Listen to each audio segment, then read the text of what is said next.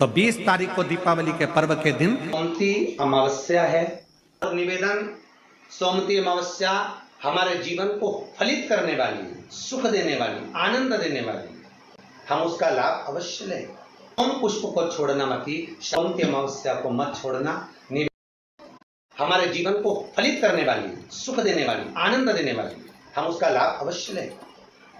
जो बच्चे पढ़ने में कमजोर है या कोई विद्या के लिए किसी एग्जाम में बैठ रहे हैं, गवर्नमेंट के एग्जाम में बैठ रहे हैं और बच्चे उस एग्जाम में पास नहीं हो पा रहे हैं या निकल नहीं पा रहे हैं, या कोई टीचिंग के लिए, बैंकिंग के लिए आप अप्लाई कर रहे हो, नहीं हो रहा है, निवेदन है सोमवती अमावस्या कल पड़ रही है, 2 स्वस्तिक आपको बनाना है।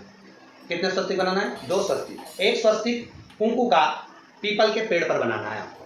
पीपल के पेड़ पर बनाने के बाद में जमीन पर, भूमि पर एक घी का दिया लगाना है। दूसरा स्वस्तिक शंकर के मंदिर की चौखट पर आपको बनाना है, किसी भी एक साइड में, चाहे राइट में बनाने चाहे लेफ्ट में बनाने। शंकर के मंदिर पर जो स्वस्तिक बनाओगे वो पहले पीपल के वृक्ष के बनाना है।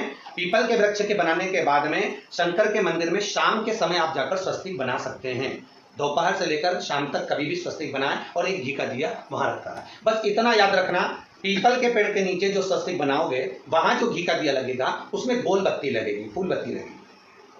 शिव मंदिर की चौखट पर जो दिया लगाओगे उसमें 2 बत्ती लगेगी, लंबी वाली, लंबी बत्ती 2 लगेगी घी की। वो बत्ती आपको शंकर के मंदिर पे दिया कहाँ रखना है? जहां स्वस्तिक बनाओगे उसी के ऊपर 2 बत्ती का दिया लगाओगे। उस समय पर दिए का जो बत्ती है उसका मुख अपनी ओर होना चाहिए और भगवान शंकर की चौखट पर प्रणाम कर कर, निवेदन कर कर, नमन कर कर आप आइए। आपके जीवन में सफलता प्राप्त होगी। आप जिस चीज की कोचिंग कर रहे हो, जिस चीज में उतरना चाहते हो, आपको वह फल प्राप्त होगा।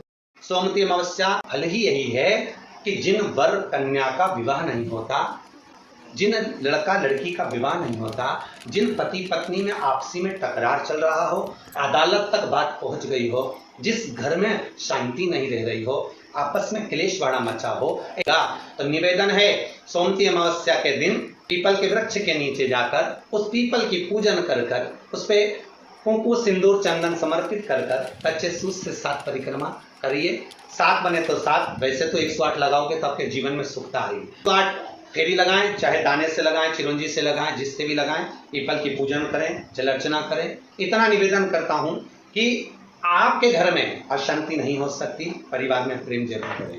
नीचे या तो का जो समय रहे दीपावली की रात्रि का 11 बजे के बाद 11:30 से लेकर 12:30 के बीच में प्रयास करना कि किसी भी एक वृक्ष के नीचे, या तो पीपल या बेलपत्र या आंवला, किसी भी एक वृक्ष के नीचे रात्रि के समय पर जाकर एक दीप अवश्य लगाना घी का, और वापिस लौट कर आकर प्रयास करना कि कोई एक सिक्का, कोई भी 1 रुपया 2 रुपया, कोई भी घर में चारों तरफ घुमाने के बाद वो सिक्का अपनी अलमारी में, तिजोरी में या दुकान में जिसमें आप रख सकते हो उसको रखना।